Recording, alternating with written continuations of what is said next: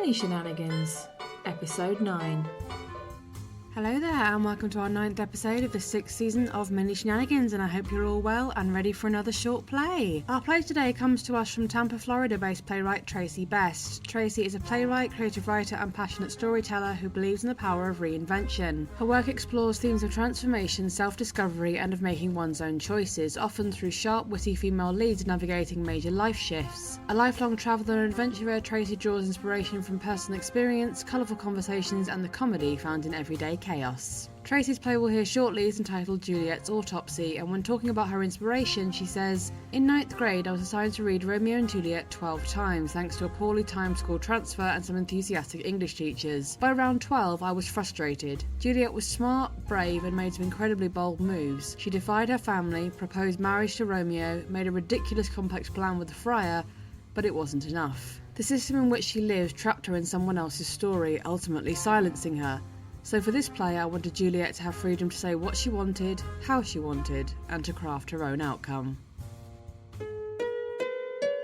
Theatrical Shenanigans presents Juliet's Autopsy by Tracy Best.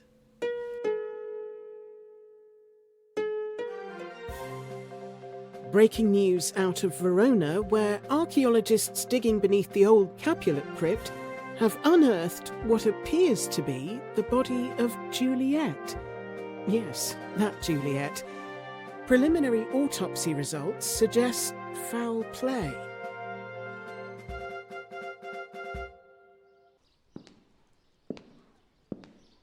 "400 years, and I still look like a cautionary tale."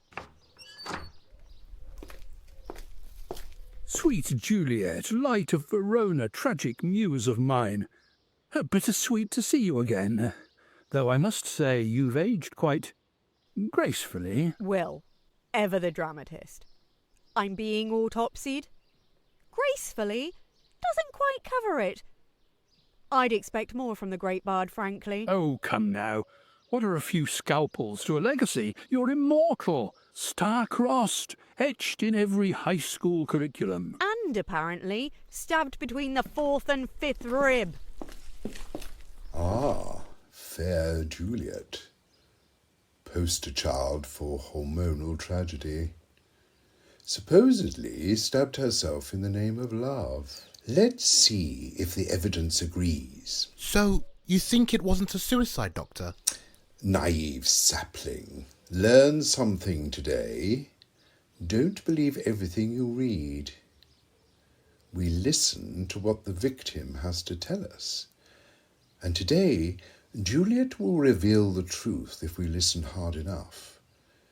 Today, I smell foul play and a touch of embalming fluid. Well, this is awkward.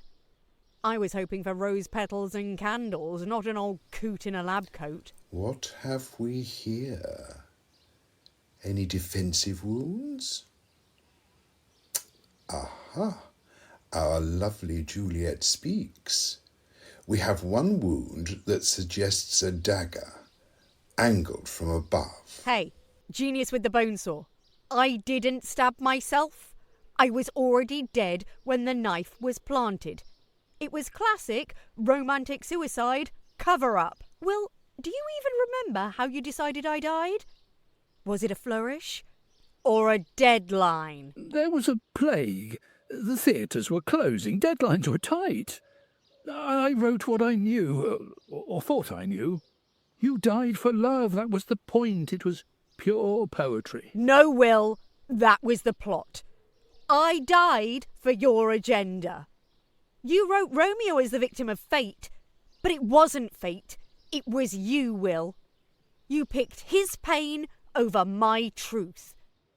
And now they've found my bones and your story's unravelling. I wanted to live, Will. To go to Florence and open a nice wine shop, perhaps. To walk along the river and sing. To laugh with friends. To quarrel with my lovers and to grow old and maybe become a little bit bitter in my old age. Will, do you hear me? I wanted to grow old. So, we're talking about murder here. But by whom? Her father, maybe? Or Romeo? Romeo couldn't even find the crypt without directions. He was adorable, but not the sharpest dagger in the armoury. And Dad? No way. I was his angel. No, I was murdered by someone else. Someone I trusted. By someone who brushed my hair and called me Lamb. Think, boy. Who was closest to her? Who had the opportunity? Well, okay, so there's Romeo, but he's hardly the top suspect. Paris is a possibility since she was to marry him, but Romeo bumped him off, so not a likely suspect, especially being dead and all. Her parents, of course, but I never got the sense they'd ever harm a hair on her head. And... oh, wait. You don't mean...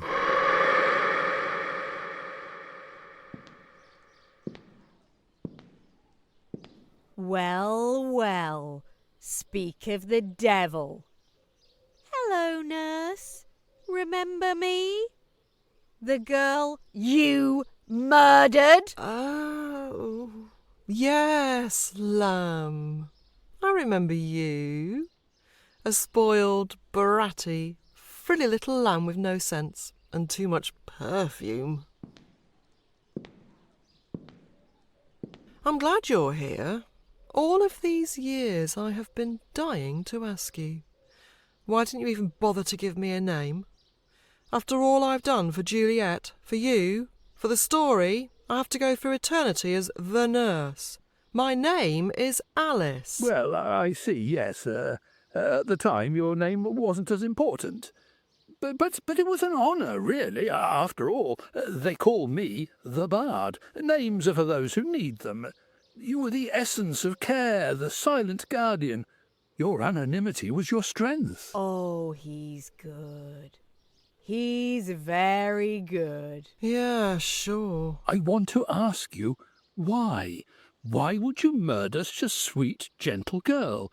Sure, she can be a milk-faced ninny, with a tongue that outvenoms a viper's hiss, and yes, she has a habit of strutting like a peacock, yet squawketh like a goose. She can be a pompous pignut, bloated on her own reflection. I am right here. I may be dead, but I can hear you, you know? Oh, apologies. But murder? Okay. So I know I may not have been the easiest to handle. Maybe I could be a bit stubborn. Some might have called me spirited. But I was 13. What 13-year-old isn't a bit of a... An ass, you mean? Be real. A bit stubborn. Yeah, a bit. But I did it for you. Because you were about to run off and ruin your life with that overdramatic Montague boy. And somehow I just knew I would get all the blame. And... okay, well, there was one more little reason. If I'm being totally transparent... How else could you be? A new job opportunity was coming open too. The Barbero family was expecting a new little one and was looking for a nurse. They were paying almost twice the salary I was making, but, I couldn't just quit, because that would look bad. So... Now this is interesting. I also note a petrous temporal bone fracture. This kind of damage, from what I can see, would likely have been caused by a large, rounded object. So, that means she was hit in the head then? You're saying Juliet got bashed in the head? Yes. Thank your professors for me. You are correct. She got bashed. Wait. If the nurse killed Juliet, then it had to be done before the crypt, before burial, right? She wouldn't have known about the fake poison plan. How could she? But it doesn't matter because Juliet never took it. The nurse must have killed her that night, maybe while tucking her into bed. I mean, if Juliet was bashed and stabbed... Or maybe she was stabbed, then bashed? No. Probably she would have been struck first, which means that she was either stunned by the blow or dead from it. Then the nurse stabbed Juliet to be sure she was dead, then posed the knife and body to look like suicide. Go on, you're doing well. Finish it. Then the nurse screams, the family comes in, and she acts like she just found her like that. They assumed it was suicide, exactly what the nurse wanted. They bury her in the crypt, and poor Romeo shows up later, sees her lying there, thinks it's all real, because it is real, and kills himself. Juliet never woke up alone in the crypt. She was dead the whole time, which makes way more sense. Oh gosh, it fits, it all fits. That's the most likely scenario we've got. It all lines up. And people say dead men don't talk. Well, they do. As I told you earlier, you just have to know how to listen. Good work, Jonathan. We will make a strong pathologist out of you yet. Lovely. Centuries later and finally someone's listening to reason. I've been screaming into the void since 1597. Yes, I was murdered in my own bed. And with the chamber pot, which is just especially rude, by the way. You couldn't find something less disgusting to use as a murder weapon. There was a silver hairbrush nearby, the fireplace poker, candlesticks were all around the room, and so many other things. But no, you took one look at a chamber pot and thought, aha, perfect? Nah, can't really explain that either. In hindsight, it wasn't the best choice. It splashed. Had to hustle to clean up a lot of, well, you know, very quickly. But it was deeply and poetically satisfying, honestly. This is crazy. I can't believe it. Why would anyone murder such a sweet, beautiful girl? She was so young and full of life. What do? What's next? We need to call someone. Oh, I like that boy. He reminds me a lot of my Romeo, actually. But really? Call who? Ghostbusters? Why not haunt her, seek revenge? Oh, I'm thinking about it. But really, I think it would be more suitable of a punishment if she just lives forever. In the basement of an IHOP. Joke's on you. I already do. She deserves it. That was pretty wicked. Oh, please. She only murdered me, privately, face to face. You made me into the poster child for bad decisions. I made you eternal. They weep for you still. You made me 13 forever. Soft and stupid. You never even asked me how I felt or what I wanted. You turned Romeo into a martyr and me into a metaphor. You gave him the final word. I'm calling it. Cause of death, blunt force trauma. Manner of death, murder. This autopsy has been exhilarating. I feel sick. I need to drop out.